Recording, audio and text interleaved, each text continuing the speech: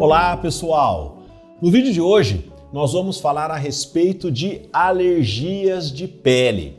Esse é um tema muito importante porque nós sabemos que a principal manifestação das alergias de pele, que é a coceira, incomoda muito as pessoas, gera um impacto negativo na qualidade de vida, atrapalha a vida social, esportiva, atrapalha o sono, atrapalha a vida íntima. Então, um controle adequado, uma identificação e um controle adequado das alergias de pele é fundamental para uma boa qualidade de vida. E além disso, é um tópico que geralmente causa dúvida, causa confusão, por isso que eu acho que vale a pena a gente fazer um vídeo especificamente sobre esse assunto. Antes de começar, lembrar que o nosso canal fala de dermatologia.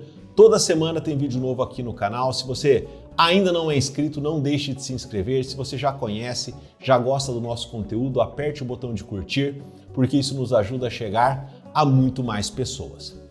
Bem, pessoal, a alergia acontece, o processo alérgico acontece quando a gente tem um processo, uma reação inflamatória no nosso organismo, desencadeado por um contato com uma substância que produz essa alergia, que nós chamamos de alérgeno. Portanto, para que de fato ocorra um mecanismo, um processo de alergia, nós precisamos ter uma sensibilidade da pessoa e um produto que desencadeia a alergia. Isso vale para alergias respiratórias e vale também para alergia de pele. E por que eu estou explicando isso? Porque muitas vezes nós usamos esse termo alergia para qualquer manifestação que acontece na pele. Então a pessoa tem ali uma coceira, um incômodo, uma vermelhidão na pele, ela se refere àquela lesão, por exemplo, como alergia. E muitas vezes não é alergia, muitas vezes é um fungo que a pessoa tem, uma infecção que a pessoa tem na pele ou um outro tipo de doença que em nada tem a ver com esse processo alérgico. E muitas vezes isso leva ao uso de medicamentos incorretos, a tratamentos inadequados, que às vezes até mascaram ali o problema, mas a médio e longo prazo não resolvem ou muitas vezes até acabam piorando. Por isso que o primeiro ponto para um correto tratamento é um correto diagnóstico. Nós temos que definir exatamente qual que é o diagnóstico. Lembrando que muitas lesões de pele não são alérgicas, a pessoa tem ali um fungo, ele vai fazer um tratamento para micose e resolver o problema. Inclusive nós temos vários vídeos aqui no canal falando de micose, de fungos, e em nada tem ali com um quadro alérgico. Porém, quando a gente pensa nesse mecanismo de uma substância externa causando irritação na pele, produzindo coceira, produzindo vermelhidão, nós temos algumas situações mais específicas. Eu queria falar com vocês a respeito da dermatite de contato, da urticária e de uma terceira situação que não é exatamente uma alergia nesse sentido, mas que frequentemente causa lesões de pele, causa coceira e muito incômodo, que é a dermatite atópica. E a gente entendendo um pouco como cada uma dessas doenças funciona, como elas se manifestam, esse diagnóstico fica mais fácil e fica mais fácil também a melhor forma de tratarmos cada uma delas. Bom, vamos começar falando então da urticária. Nós temos vídeo aqui no canal falando especificamente da urticária. Existem basicamente dois tipos de urticária, uma que é mais crônica, que a gente chama de idiopática, e essa não tem esse mecanismo de alergia tão claro, ou seja, ela não é desencadeada por uma substância específica e assim uma doença mais crônica que a pessoa já tem predisposição. Porém, a urticária aguda, ela é, na maioria das vezes, claramente desencadeada por uma substância. E aí sim, a gente tem um mecanismo que a gente poderia chamar de alérgico. Frequentemente na urticária aguda, o que desencadeia a urticária são muitas vezes alimentos. Então, por exemplo, frutos do mar, em especial camarão, é uma forte causa de urticária, corantes podem causar urticária, medicamentos podem causar urticária. Eu falei corantes, no caso ali usados na alimentação, mas também contrastes utilizados em exames médicos também podem causar a urticária. E a característica da urticária são lesões avermelhadas, elevadas, elas parecem vergões, a pele fica alta e elas surgem rapidamente, geralmente de uma hora para outra e rapidamente após a pessoa entrar em contato com a substância. Então, por exemplo, eu tenho urticária a camarão. Se eu como camarão, alguns minutos depois ali eu já começo a apresentar as urticas, que são esses vergões espalhados na pele. E a urticária, geralmente ela é rápida para começar E quando nós fazemos o tratamento, ou muitas vezes mesmo sem o tratamento, essas lesões rapidamente desaparecem. O que eu quero dizer rápido aqui, em algumas horas ou no máximo de um dia para o outro. Ou seja, na urticária nós não temos aquelas lesões crônicas fixas no mesmo lugar. É até comum que a pessoa venha a ter lesões repetidamente, porém, conforme ela vai se reexpondo àquela substância que causa a urticária, e não que a lesão permanece no mesmo local cronicamente. Então isso ajuda muito no diagnóstico. Vocês vão ver que as lesões e as características da lesão da urticária são bem diferentes da dermatite de contato e são bem diferentes da dermatite atópica. Bom, eu acho que vocês viram, deu para entender claramente como é que é a urticária. Somente uma ressalva, lembrar que existe aquele outro tipo de urticária, que é a urticária crônica idiopática, espontânea, e essa não costuma ter uma relação tão clara com os alérgenos, por exemplo, com os alimentos. Agora nós vamos falar de uma segunda situação que também é comum, que é a dermatite de contato.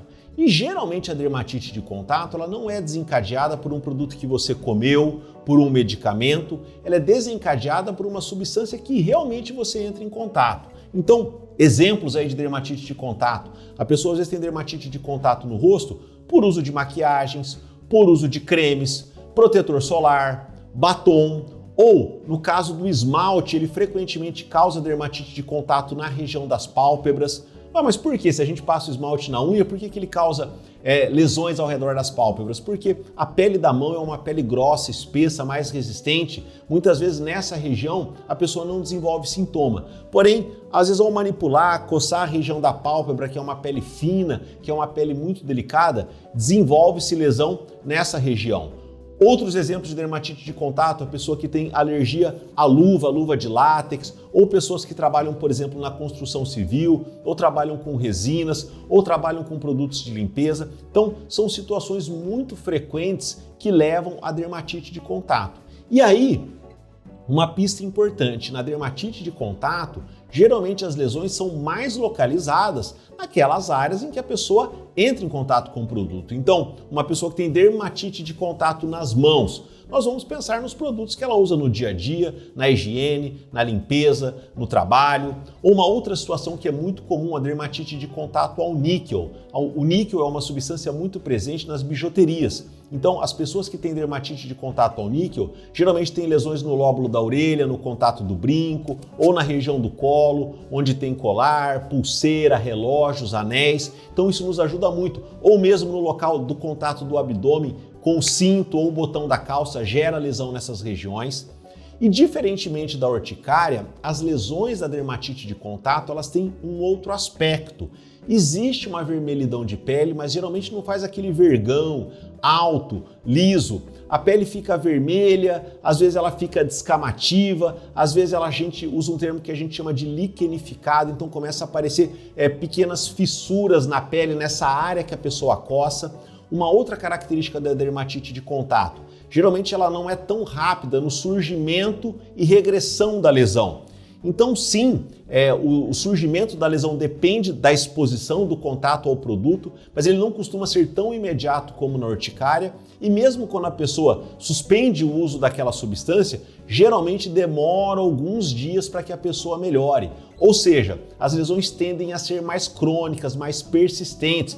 Tem época que está melhor, tem época que está pior, mas elas não costumam desaparecer por completo ou não por períodos tão prolongados, claro, desde que a pessoa mantenha exposição ali àquela substância que causa dermatite de contato.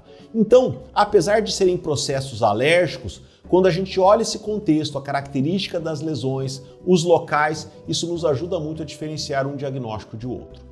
E uma outra situação que vale a pena nós mencionarmos é a dermatite atópica. A pessoa que sofre com dermatite atópica, ela tem uma predisposição genética para ter uma pele muito ressecada, com formação de lesão que quando a gente olha, lembra as lesões da dermatite de contato. O aspecto da lesão é semelhante, é o que nós chamamos de eczema. Porém, diferentemente da dermatite de contato, ela não é localizada em áreas específicas em que a pessoa tem contato com algum produto. Geralmente, ela é mais difusa, mas comprometendo principalmente regiões, por exemplo, de dobra dos membros superiores, a dobra dos braços, das pernas. Frequentemente a dermatite atópica ataca crianças e as crianças sofrem muito com dermatite atópica na região do rosto. E no caso da dermatite atópica, até o contato com substâncias específicas podem agravar o problema. Porém, o elemento principal é essa tendência que a pessoa tem de uma pele mais ressecada e mais responsiva a esses estímulos externos. E no caso da dermatite atópica, o elemento principal é uma grande hidratação da pele. Então, observem que muitas vezes as lesões são parecidas, elas são classificadas como se fossem basicamente uma alergia de pele, mas são situações clínicas bem diferentes. E aí, então, quais exames que nós devemos fazer e como é que nós vamos tratar essas situações? Primeiro, muitas vezes o diagnóstico é basicamente clínico. Então, o médico dermatologista, com base nesses pontos que eu falei para vocês, ele vai ser capaz de estabelecer um diagnóstico e já começar um tratamento. Principalmente para os pacientes que sofrem com a dermatite de contato, um exame que pode ajudar bastante é o teste de contato, que é um exame em que são colados vários adesivos nas costas do paciente com as principais substâncias que geram a dermatite de contato, com as substâncias que mais frequentemente geram a dermatite de contato. E muitas vezes com esse exame nós conseguimos identificar exatamente qual é a substância que levou à dermatite de contato. Em outras palavras, de repente você percebe que toda vez que você pinta o cabelo, você tem coceira e irritação no couro cabeludo. Ou seja, é a tintura de cabelo que está levando a coceira no couro cabeludo, que está levando a dermatite de contato. Porém, com o teste de contato, nós conseguimos identificar qual substância, dentre as múltiplas substâncias que estão lá na tintura de cabelo, que está causando a coceira. E dessa forma, você daí pode comprar uma tintura de cabelo sem aquela determinada substância. E se de repente a sua alergia é a um sabonete, ou você está em dúvida se é ao níquel ou não, o teste de contato pode nos ajudar a estabelecer exatamente qual é a substância. E no caso da dermatite de contato, esse é o elemento principal do tratamento, nós excluirmos o elemento que gera as lesões, que também é a principal forma de tratamento da urticária. Porém, na urticária, como essa reação ela é mais imediata e muitas vezes por produtos que nós ingerimos, fica mais fácil nós reconhecermos essa relação. Então, no meu caso, eu que sou alérgico a camarão, infelizmente, a melhor forma de tratarmos a lesão e de não termos lesão é de eu não me expor a frutos do mar, em especial a camarão, e a outras substâncias, se há um remédio, se há um corante, essa é a melhor forma de nós controlarmos a urticária aguda. Já no caso da dermatite atópica, novamente, não é uma substância externa que claramente desencadeia a lesão. O elemento principal é melhorarmos a hidratação da pele, banhos não tão prolongados, não tão quentes, uso rotineiro de hidratantes e muitas vezes a gente vai ter que usar um tratamento mais crônico de manutenção. Muitas vezes nós usamos as pomadas, os cremes com corticoides e na fase aguda eles ajudam muito. Então, tanto na dermatite de contato, quanto na dermatite atópica, os cremes de corticoide ajudam bastante. O que nós temos que ter cuidado é que o uso mais prolongado desses produtos podem ter efeitos colaterais, inclusive nós temos um vídeo bem completo sobre corticoides tópicos aqui no canal. E no caso da dermatite atópica, muitas vezes só uma correta hidratação da pele, um uso eventual de corticoide quando você tem uma crise mais forte, já é suficiente para controlar. Existem alguns pacientes que têm uma dermatite atópica mais forte, mais intensa, que vai necessitar um tratamento crônico com medicamentos mais específicos, mas acredito que não seja esse o foco do vídeo de hoje. Uma pergunta muito frequente: e os antialérgicos? Eu não poderia usar os antialérgicos então? E aí um outro ponto importante. Os antialérgicos, conhecidos como antihistamínicos, inclusive nós temos vídeos aqui no canal sobre os antihistamínicos, são muito eficazes para o tratamento da urticária. Muitas vezes a pessoa tem uma crise de urticária, toma um antihistamínico, e aqui eu estou falando de medicamentos muito utilizados, como a loratadina, como o hidroxizine. Quando usados para urticária, por exemplo, o resultado é muito rápido. Então, frente a uma crise de urticária, essas drogas antihistamínicas, os antialérgicos por via oral, têm uma excelente resposta. Já no caso da dermatite de contato e na dermatite atópica, esse resultado é bem menos potente. Eles podem ajudar um pouco no controle da coceira, mas nem de longe vão ser a terapêutica medicamentosa mais eficaz. Os corticoides por via oral, nós temos vídeos aqui no canal falando a respeito dos corticoides por via oral. Eles vão ajudar todas essas situações. porém são medicamentos que nós temos que usar com extremo cuidado, com extrema cautela, porque eles são associados a uma frequência alta de efeitos colaterais a médio e longo prazo. E de uma maneira geral, nós não gostamos de utilizar esses medicamentos para esses processos alérgicos de pele em função dos efeitos colaterais ou caso optemos em usar, geralmente por um período curto. E eu faço esse alerta aqui porque muitas vezes, como são drogas baratas, de fácil acesso e no curto prazo produzem respostas muito satisfatórias, às vezes na hora do desespero, da coceira, muitas pessoas acabam fazendo uso do corticoide de uma maneira inadvertida e a médio e longo prazo sofrendo com efeitos colaterais importantes. Então, pessoal, falamos aí bem pontualmente das principais causas de doenças aí que nós podemos chamar de alergias de pele. Não falamos de todas, então nós temos outras doenças que eventualmente acometem a pele e também podem ser confundidas, então novamente, por isso que o diagnóstico é fundamental, mas é importante essa visão geral para que vocês entendam as principais causas e para que a gente consiga identificar os elementos desencadeantes e muitas vezes resolver o problema, ou mesmo, caso a gente não consiga resolver, que a gente tenha um tratamento, um acompanhamento de longo prazo, mas com bastante segurança. É isso, pessoal, nos vemos no próximo vídeo.